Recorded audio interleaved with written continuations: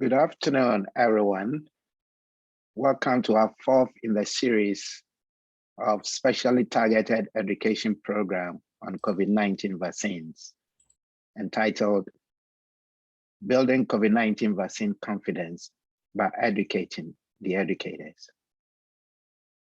As we did 2 weeks ago, today's session will be focused on pediatrics, COVID-19 vaccines, pediatric vaccination, and answers to common questions. This program is being run in collaboration with the SickKids Learning Institute, the Black Creek Community Health Center, the Scarborough Health Center VaxFast Clinic, and the Black Physicians Association of Ontario. We are fortunate and privileged to have two speakers today, Dr. Upton, who is Professor of Pediatrics at the University of Toronto. He's head of the Division of Infectious Diseases at the Hospital for Sick Children. He's also a Senior Associate Scientist in the Child Health Evaluation Sciences Program at the SickKids Research Institute. His primary appointment is with the Division of Infectious Diseases in the Department of Pediatrics at SickKids, and he's also cross-appointed in the Institute of Health Policy, Management and Evaluation at the University of Toronto. Dr. Allen is a fellow of the American Academy of Pediatrics, the Royal College of Physicians Societies of Canada, and the Royal College of Physicians UK. In 2018, he was awarded the Order of Ontario, which is the highest honor awarded by the province of Ontario, Canada. Also joining Dr. Allen today is Jessica Reiprecht. Jessica is the clinical manager of the COVID-19 testing, vaccination, and community outreach center in SickKids, which supports the development and implementation of various COVID-19 related initiatives across the GTA. Previously, Jessica worked as a registered nurse on the multi-organ transplant and medical specialties unit at SickKids. She's a recent graduate from the University of Toronto through the Master of Nursing, Health Systems Leadership and Administration program, with a previous Bachelor of Science Nursing degree from Western University. So welcome our speakers this afternoon. Let's begin with a land acknowledgement. We would like to begin by acknowledging the land on which SickKids operates.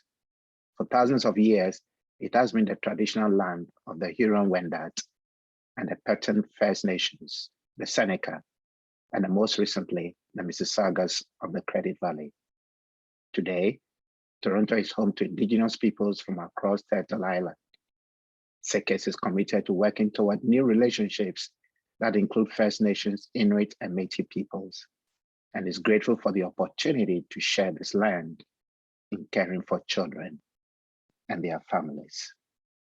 Dr. Allen, I invite you to begin your presentation. Thank you. Thank you, Isaac, and good afternoon to you all. It's a pleasure to be with you today. The focus of my presentation today is going to be on vaccine safety. We recognize that the use of pediatric vaccines, any vaccines for that matter, always is a discussion of benefits versus risks. And in the case of the COVID vaccines that have been approved for use in kids 5 to 11 years of age, the evidence strongly supports benefits significantly outweighing risks. But I wanted to focus on the risk today and the safety data because there have been several questions that have been raised in that regard.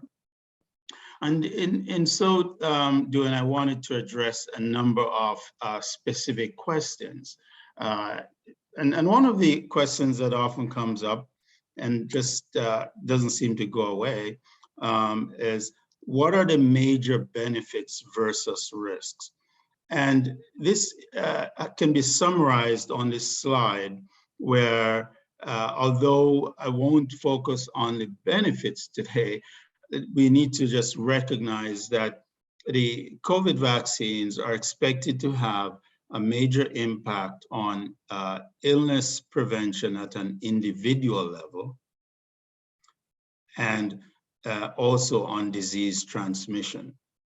At an individual level will be the impact on acute illness, the multisystem inflammatory syndrome in children, long COVID in children, and then on disease transmission, the reduction of cases in schools, and the consequences thereof, allowing schools to remain open, homes, and the community at large. On the risk side, we've seen the pericarditis and myocarditis signals emerge. Pericarditis is inflammation of the coverings of the heart, the sac in which the heart sits, and the myocarditis refers to inflammation of the heart muscle, the myocardium.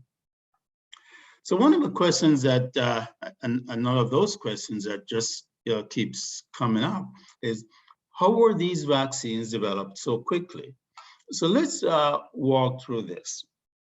And there are 4 components that I want to highlight. The first is in developing the COVID vaccines, it would be really important for scientists to have a better understanding of the immune response to the SARS-CoV-2 virus.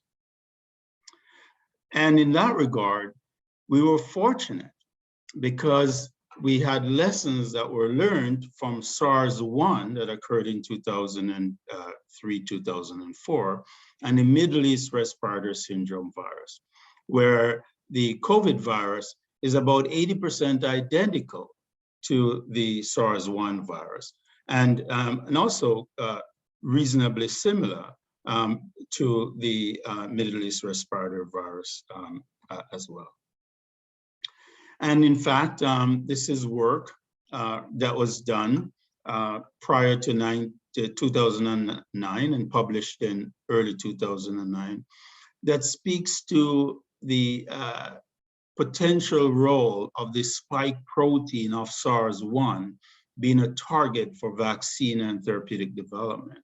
So it's this type of information that scientists didn't have to reinvent the wheel to generate, that facilitated a better understanding of the immune response to the COVID virus when COVID came along, and thereby helping to facilitate vaccine development. But at the same time, the second step, and these are not sequential but overlapping steps, was the development of mRNA technology. And currently there are more than 100 clinical trials that are in progress for mRNA vaccines listed by the US National Library of Medicine. And these vaccines will hopefully one day target breast, ovarian, prostate, colon, and other types of cancers. So this technology was being developed. The third point is a further development of the mRNA technology and partnerships to bring about the real-world application of their use. And in that regard, I'd like to single out this Turkish-German couple, Professor Şahin and Dr. Tureki, husband and wife, who founded the company BioNTech and were working on mRNA vaccines for cancer. And in fact, had developed a partnership with Pfizer to develop mRNA vaccines for influenza. So when COVID came along, they just had to do a slight pivot to apply the technology to SARS-CoV-2. Also on a parallel track was the development of methods of delivering mRNA, because mRNA is really quite unstable and you can't deliver it through an injection without it breaking down in the process of mixing and storing and inoculating someone. And so one needs ways to prevent the mRNA from breaking down. And there's a Canadian company, Aquitas Therapeutics from British Columbia, actually, that is a company behind the development of the nanoparticle that delivers the Pfizer mRNA vaccine. And I downloaded this from the internet, information that they shared. And I also copied their mission statement, and this is all prior to COVID. This is 2018, it's published, to provide all partners with the best delivery technology for mRNA therapeutics. So all of this work was being done prior to the arrival of SARS-CoV-2. So thereby, when COVID came along, researchers, scientists didn't have to start from ground zero, but merely took all of the information that they had been provided with through work done on SARS-1, Middle East Respiratory Syndrome, Ebola, influenza, mRNA delivery technology, and applying all of that to SARS-2. And this led to the development of a vaccine in a year. Now, this led to clinical trials, overlapping of various components of the trials, setting up a mechanism to have rolling submissions so that data could be constantly being provided to regulators and to be reviewed. And another important thing happened, and that is as the clinical trials were being developed and executed, there was a lack of major safety signals. And this enabled rapid progress, because if there were major safety signals, the studies would have to be stopped, data evaluated, and then one decides whether the studies are going to continue, yes or no. So the fact that the studies continued without interruption is a reflection of there being a lack of major safety signals, and that's a good thing. So in essence, then, the way to think about all of this is that we are extremely fortunate that prior to the advent of SARS-CoV-2, a lot of work was being done on areas that informed the development of the COVID vaccines. So, and that's the story behind how these vaccines were developed so quickly. The next question is, what information do we have from clinical trials in children? I'm going to focus on the Pfizer vaccine, and again, the safety signals. Safety so far, and this is ongoing, but up to the end of October, was studied in just over 3,000 children, 5 to 11 years. Monitoring is ongoing. And we also have been made aware that up to a week ago, over 2.5 million American kids have been vaccinated. The number is more than that now, but millions of American kids have been vaccinated. And so we haven't heard of any bad outcomes that would derail the vaccination of Canadian children. Now, with respect to the safety reports, in the clinical trials, kids 5 to 11, dose 1, dose 2, the Pfizer trials, they looked at 10 micrograms versus 30 micrograms and 20 micrograms. And the lower dose, which is now the recommended dose of children, was associated with fewer side effects like lower rates of redness and swelling. Pain was also lower, not as markedly different from the higher doses, but still lower. But definitely less redness and swelling, both for dose 1 as well as dose 2. And when you look at systemic side effects like fever, fatigue, and headache, also you'll see lower rates with the lower dose compared with the higher doses that were administered. Now, what information do we have from surveillance data and from the literature? Well, although myocarditis and pericarditis were not seen in the clinical trials, these emerged from the surveillance systems and that were put in place. And surveillance is part of the mechanism to track rare events. And that's why surveillance is so important. And the side effects, events that are documented are typically rare. And what was noticed was that pericarditis and myocarditis tended to be seen rarely after the second dose of the mRNA vaccine. So more likely after the second dose than after the first. In Ontario, the data suggested, as it was this case elsewhere, that males were more likely to be affected than females, and age group primarily affected, 18 to 24 following the second dose. And the rate following the Pfizer vaccine was lower than that following the Moderna vaccine. These vaccines are pretty more or less identical, except that the dose of the Moderna product that was delivered was significantly greater than the Pfizer dose. And so the assumption was that the rate of myocarditis was possibly related to the dose of the mRNA vaccine.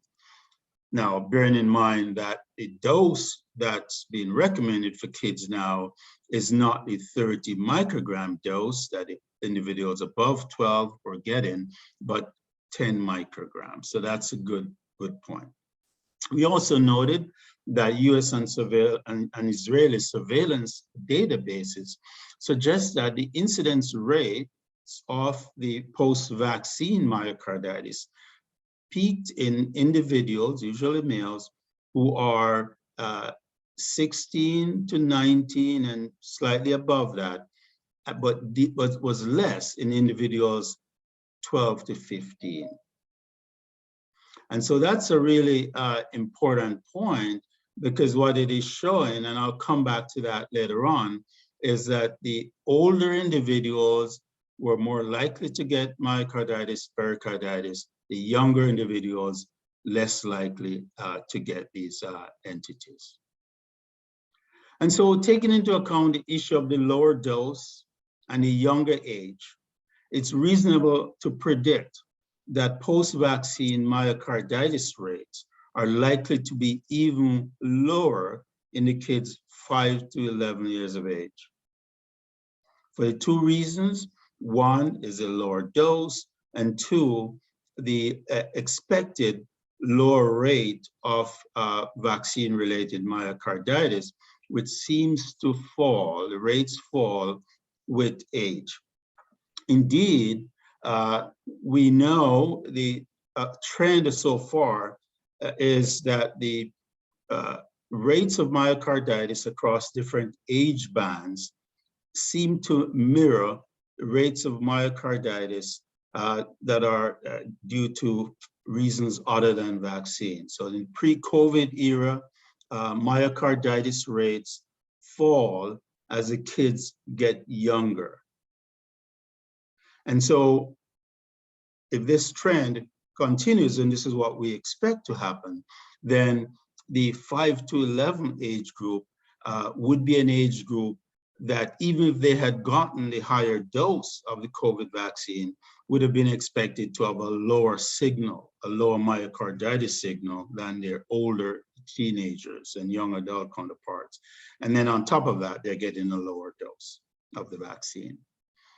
Now, some of you might ask why, and the assumption, this is a hypothesis, that this is related to sex hormonal differences in the prepubertal versus individuals who have reached in past puberty. And this is an animal study looking at the effect of sex hormones on Coxsackie-B induced myocarditis, and I've shown this to some of you before. I'll walk you through this. F and V means that individuals, these are females, and they had the virus, and they looked at the percentage of the myocardium that was inflamed. And the females with this entity didn't have much percentage inflammation of the heart muscle. And if they got estrogens on top of that, it was probably about the same in terms of the percentage of the myocardium that was inflamed. If the females who were infected got testosterone, they had higher rates of myocardial inflammation. And then males who were infected compared with their female counterparts, the males had higher rates of inflammation with myocardium. And when the males got estrogens, they had lower rates of myocardial inflammation. If the males got testosterone, they had a higher rate of myocardial inflammation.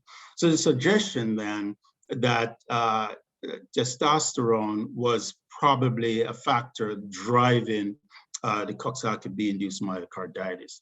And then extrapolation to human situation is that prepubertal children, including males, would be expected to have lower rates of myocarditis compared with their older counterparts. And in those older counterparts, it was already a rare entity anyway. And when people got it, for the overwhelming majority of individuals, it's mild and self-limited. Now, what about long-term side effects? So these are questions is also ones that keep coming up. And I guess this is best summarized at least by one expert group, the CDC. And the CDC basically says, and I agree 100%, that serious side effects that would cause a long-term health problem are extremely unlikely following any vaccine, including COVID-19 vaccines. And the reason is that historically, vaccine monitoring has shown that these side effects tend to happen within days, within weeks, a couple of months the most, not within several months, not within years. And indeed, for this reason, the US FDA and other groups, when they monitor for these vaccine-related events, they typically use about 2 months as a cutoff. And so the interaction between vaccines and the immune systems of patients or individuals who get vaccinated, or explains the reason why one has side effects. And that interaction is short-lived, and the fires, if you will, that is generated from that interaction in some individuals is not one that keeps burning on and on and on for years and years and years. It's all measured within a very short period of time. That notwithstanding, the monitoring of vaccine-related side effects continue in various forms for long periods of time. Now, in speaking with families, and I realize that many of you interact with families and trying to explain to them long-term side effects. And when some families think of long-term side effects, they think of one specific organ. The next family thinks of another specific organ. And so saying that the vaccine is safe in the long term is often not enough. You kind of need to drill down to what exactly is their area of concern, because those concerns might be related to something that they've experienced in their lives historically. And so that's important to get out quite clearly. And I looked at the side effects that were associated with the COVID viral illness itself, and then blocked those out and replaced them by effects that could potentially be questioned or asked about the vaccines in terms of long-term side effects. And for neurologic, I couldn't think of any plausible long-term side effect. Growth and development, I couldn't think of any. Renal, couldn't think of any. Hepatic, in terms of the liver, couldn't think of any scientific reason why there could be a long-term consequence. Same thing for gastrointestinal tract.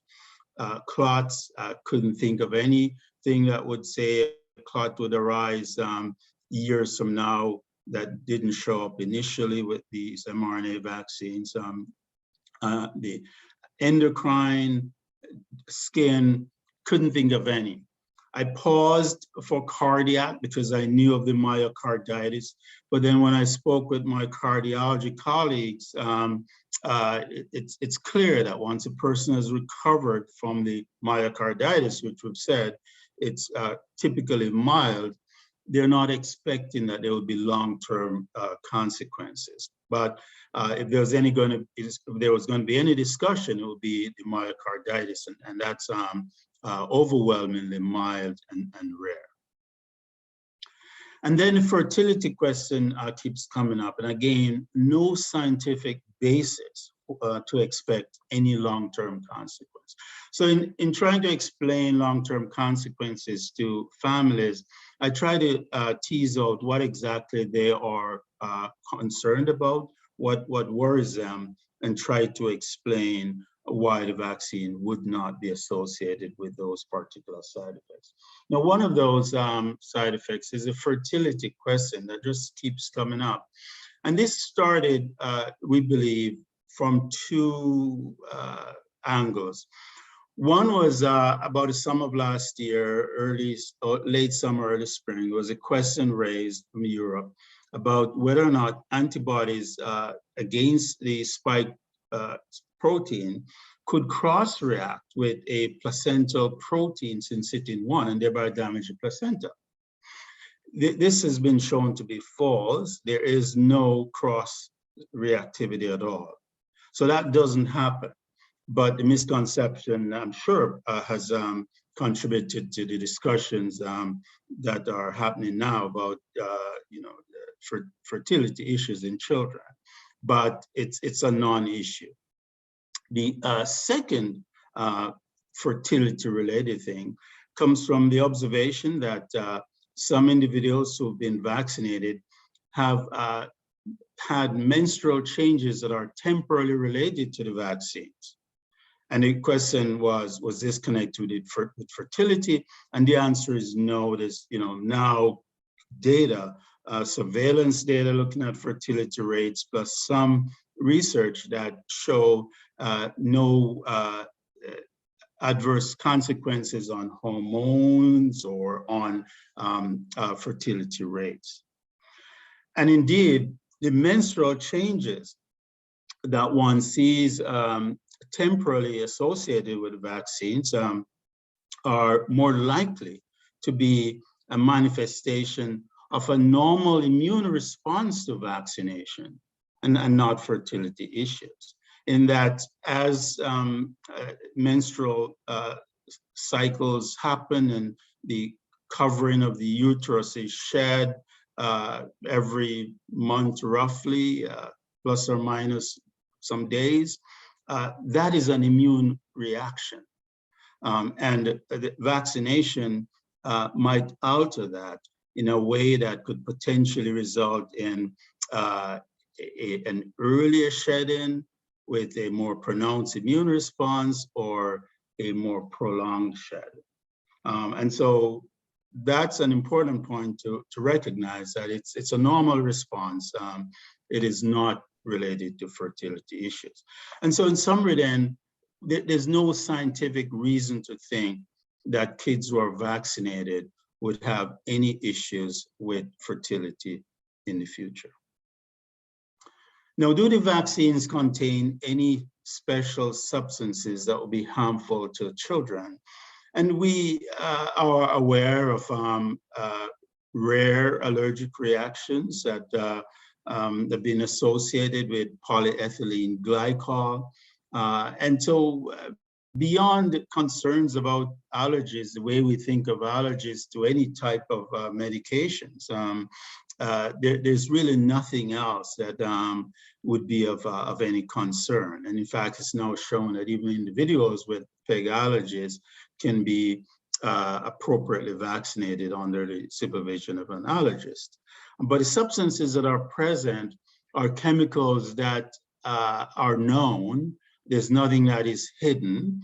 And the solutions that are present are solutions like the salts, sodium, potassium salts, are used in medicine quite frequently. Indeed, when you look at on the left are the ingredients in the adult vaccine, the pediatric formulations are a little bit different in that instead of the sodium and potassium salts, it has a different buffer, and it doesn't have sodium chloride and doesn't have potassium chloride in the actual product, although sodium chloride is used as a diluent. But the pediatric formulation is a different product. It is of relevance from a safety perspective in the sense that one shouldn't be giving the younger kids the vaccine for older individuals. It looks different. The older product has a blue cap. The pediatric one has an orange cap. The injection volume is going to be smaller in the kids. The number of doses per vial will be 10 as opposed to 6. It has the differences in the storage condition as well. So it looks really very different compared with the adult product. And so one hopefully shouldn't be mixing them up. So with that, I will stop. I want to thank you very much. I'll be happy to take questions, but first I wanted to introduce Jessica, who is one of the stars behind the vaccine confidence and consult service at SickKids. And welcome Jessica to the virtual podium. Thank you so much. And thanks so much for having me. Like Dr. Allen has said, I'm the clinical manager of the COVID-19 testing, vaccination, and community outreach center at SickKids, which the vaccine consult service falls within our umbrella. So the vaccine consult service, I'm excited to give a little bit of background just about the service itself, and then I'd love to field any questions that you do have about this new initiative. So our vaccine consult service started in October of this year. It was kind of in development throughout the late summer and early September. So the vaccine consult service, it is a by-appointment phone service aiming to provide safe, judgment-free conversations about the COVID-19 vaccine for children, youth, and their families. So we do have this service, it is via phone, and we do have it available in multiple languages using over-the-phone language interpretation, which is a great resource within the service itself. So we do have registered nurses who field our calls, and we have an escalation pathway if they do need to escalate the call to nurse practitioners or physicians within different specialties where needed. So it is very unique and tailored to the specific phone call itself. We have noticed a very fast increase in demand for the service as the 5 to 11-year-old vaccines have been approved.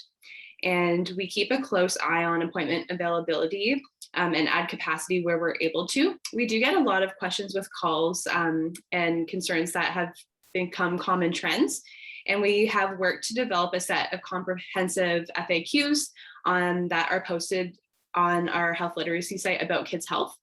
So if your patient is not able to book an appointment right away, we do suggest visiting the About Kids Health FAQ to see if the information you need is there. Otherwise, we do work really diligently to be able to book individuals in for appointments, and we've noticed really positive uptake with the service itself. So I would be happy. Oh yeah, go ahead. Thank you very much, Jessica, and thanks for making yourself available to answer questions. So there are a few questions that have popped up. Certainly myocarditis and concern about this side effect in children is going to be a big issue. The first question is, since we advise people who have had clinical COVID to have the vaccine, what will you do if they had COVID infection related myocarditis? Will you recommend these people to take the messenger RNA vaccine subsequent to their infection? Thanks, Isaac. That's a great question. The current consensus is that if you've had myocarditis and you have recovered, then it is okay and safe to be vaccinated.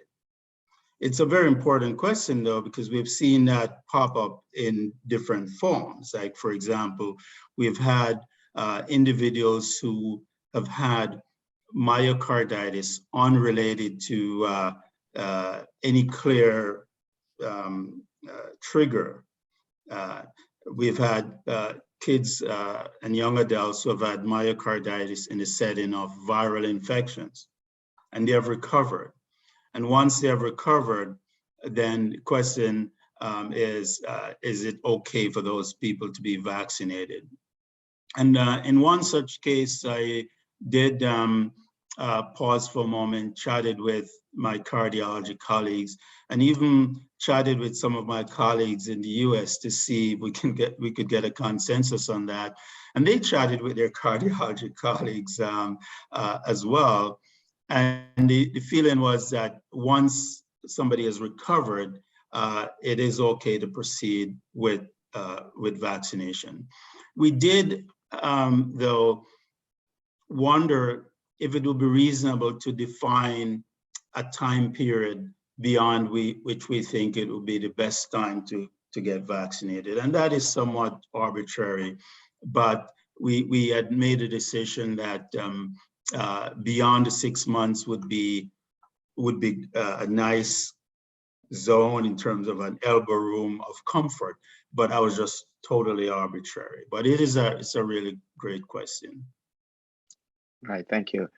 Now, the theory about hormone-related trigger for myocarditis, this same questioner is asking, will one expect a vaccine-induced myocarditis risk to rise if the individual is receiving hormone therapy? For example, if they are on androgens or for any reason.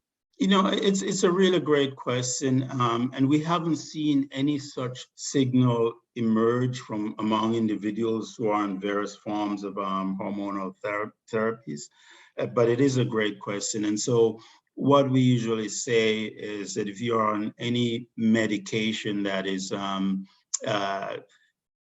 different than average, different than getting penicillin for sore throat or, some other medication, always check in with your physicians. But I would not expect for there to be an increased risk at all. Right. So Jessica, as you feel the calls, do you get a sense that there is a perception within the community that somehow children are more susceptible to vaccine-related side effects compared with older children or adults? That's a great question. We've definitely noticed common trends coming through our center. We have had the majority of calls, around 90% of calls have been from parents of children and youth, and the remainder of calls have had children actually included within the call itself. But the majority of calls are coming through from parents, and they do ask a lot about side effects. I think that's one of the main pieces.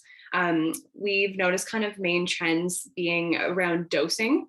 So talking about the pediatric versus adult dosing and specific with age parameters of their children. Of course, we notice quite a trend in myo and pericarditis as a side effect question. And a lot of questions surrounding fertility as well. And then pieces about the development and safety of the vaccine. And specific to kind of all of those pieces tying back to their child or youth specific medical condition. So if they do have a pre-existing medical condition, how would the vaccine impact that piece? So those are kind of the common trends that we have seen coming through our service. And our nurses have been fielding the calls involving specialists where needed to answer the questions, just to ensure that families feel confident about vaccinating their child, which is excellent. Right. Upton, isn't it a bit surprising that children receive more vaccines than adults do as a routine practice. And yet, when it comes to the COVID, there seems to be some heightened anxiety, which doesn't reflect how vaccines are administered in the community and how children cope with them very well. Yeah, it is. I do agree with that observation, Isaac. A lot of this has to do with the flow of information and what has happened now in 2019, 20, 21, 22, compared with 1980 to 85. And this is, we're looking at a different time. We're looking at a time now, after Al Gore invented the internet compared with before Al Gore invented the internet, as a joke.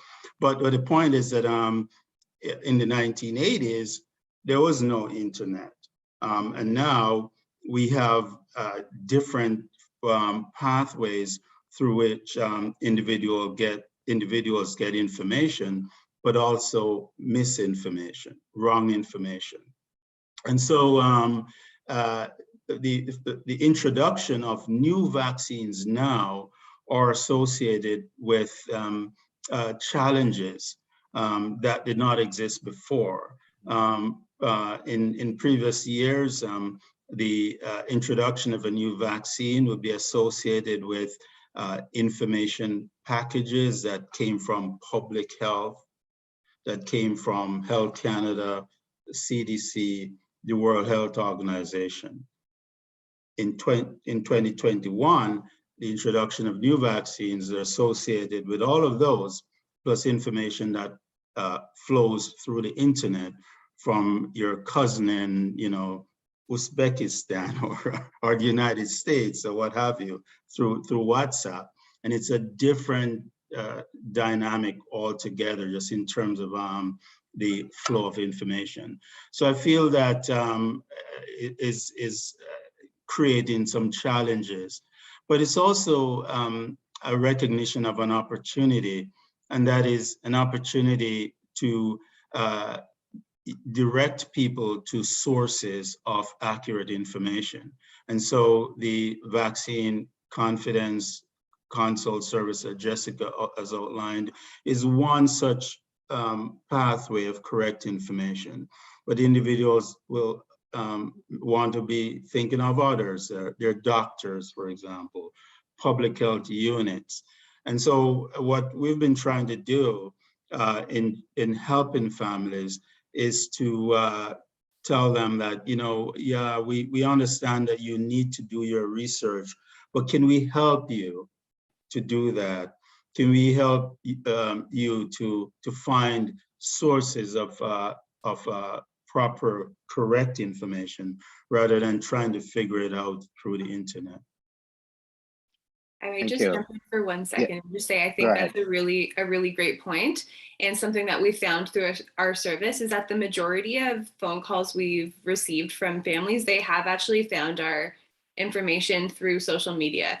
So I do think you make a good point that it does provide an opportunity to share accurate information, and this portal of the consult service has really been able to be addressed through individuals finding it through social media, which has been great. So we kind of have seen it through multiple avenues.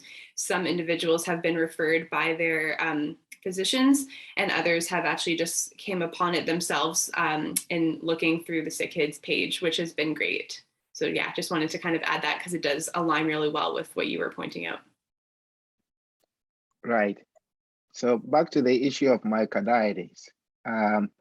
Given that the symptoms of a chest pain, feeling of an abnormal rhythm are all descriptive, and you'll be depending on the patient to be able to articulate that.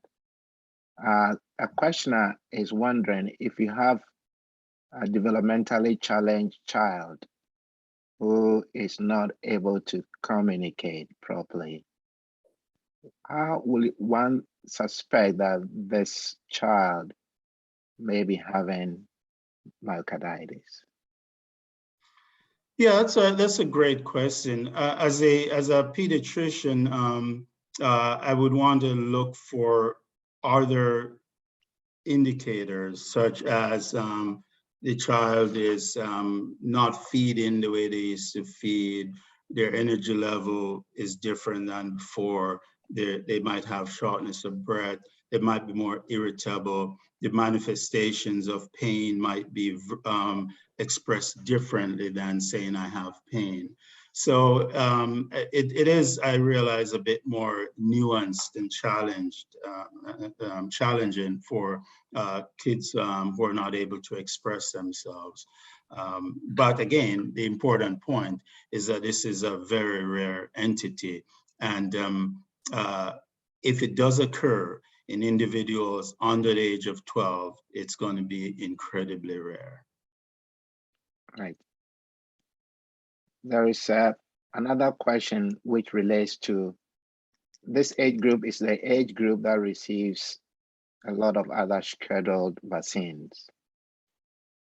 So what is the recommended interval between receiving the COVID vaccine and other routine vaccines that these children also take? Not forgetting even the flu. Yeah, it's a really great question, Isaac. From the point of view of this science, from a scientific point of view, there is no contraindication to giving the COVID vaccine and another vaccine at the same time, from the point of view of how your immune system would respond. As I might have said at another occasion, talking about how our immune systems respond to different antigens, the immune system of an infant has a capacity to respond to thousands and thousands of antigens all at the same time. Nobody would ever do that. So from a scientific point of view, there is no issue. But from the point of view of trying to figure out what is causing what, it might be, and with all the hesitancy and all the discussion that is happening at the moment, it would make sense to separate the two.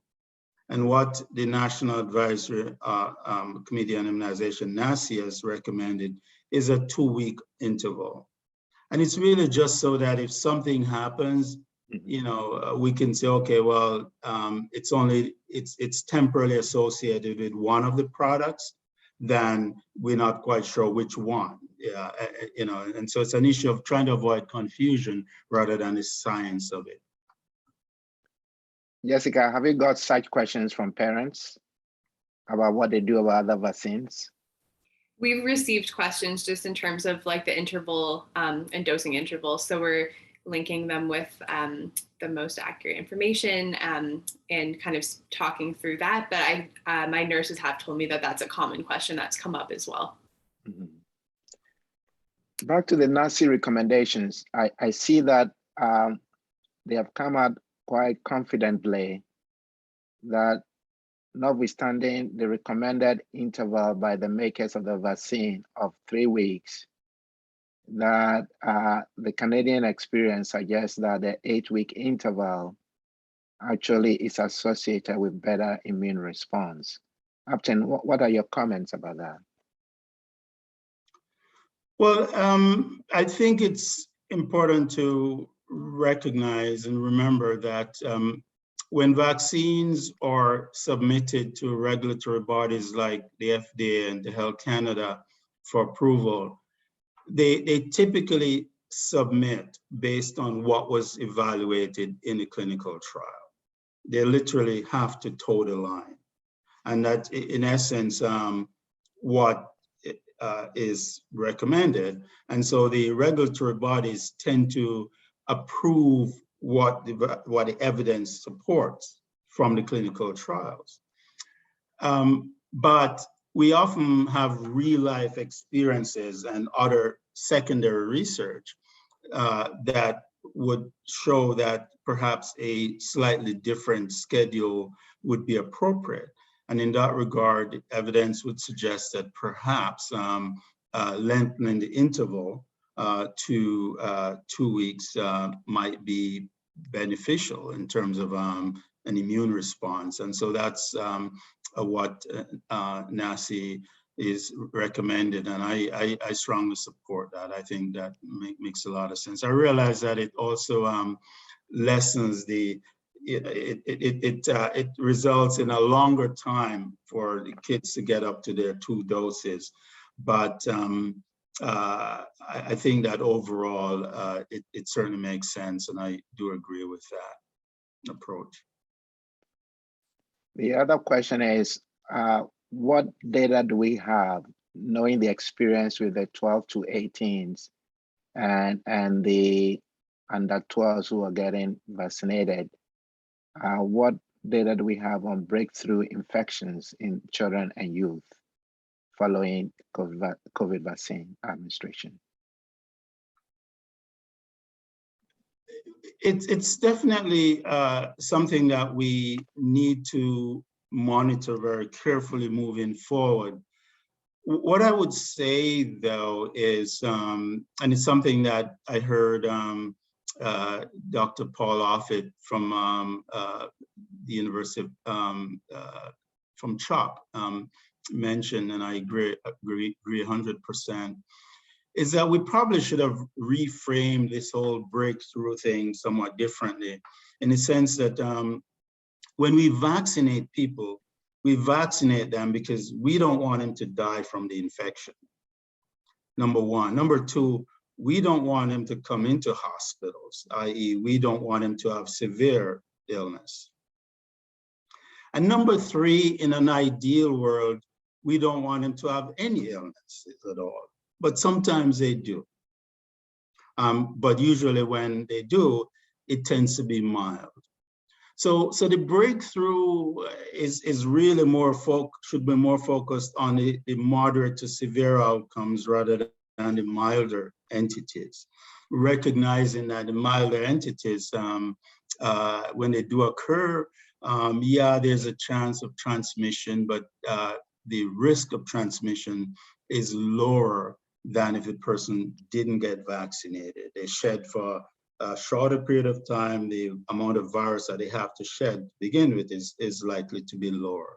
And so I think it's a reframing of what that breakthrough entity is. But I do agree, moving forward, we definitely need to do surveillance studies to pick up the rates of those different categories of breakthrough. Right.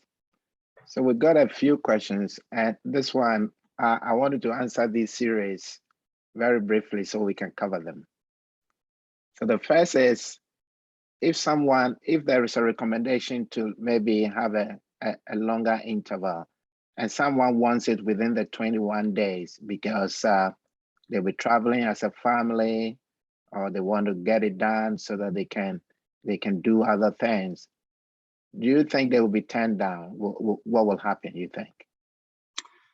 You know, that's a great question. I'd have to look into that to see if I can get the answer to that, because what I don't know is whether or not the provincial booking system would allow them to rebook for the second, because it's been so fixed. And so we'd have to look at that, and one would have to come up with some manual override to, you know, but in terms of the science of it, it can certainly work, and it would certainly make sense.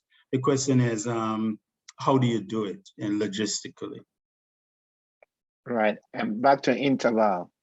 Yeah, we know that 8 weeks is what Nancy mentioned, but what if for some reason it extends beyond 8 weeks? Is there a kind of a top ceiling within which we think that the second dose should be given to induce a kind of a booster effect? Yeah, it's a really great question, Isaac. It's hard to be brief with this one, but let me be brief. As you know, if you start a vaccine series, let's say you start your tetanus vaccine, and you decided to take a journey to outer space and you spent, you know, a year there and you came back, you don't have to redo the vaccination series. You just continue. Yeah. And so the same would apply here. But we also recognize that we're in a pandemic, and you don't want to wait too long for that second dose, you know, because, you know, there's a lot of virus around, right? So you still have to maximize your protection. So I think I wouldn't want to go much longer than the 8 weeks. I wouldn't recommend that. Right. So it is better to get it done within that period rather than Yes. wait. Yes. And another questioner is asking if the child has clear signs of flu, is it a contraindication to getting COVID vaccine? In terms of the science of it, the answer is no, but from a practicality, I would say I would want them to recover before vaccinating them, because again, just wanting to know what is causing what. You get the flu, you know, you can get a biphasic illness with the flu.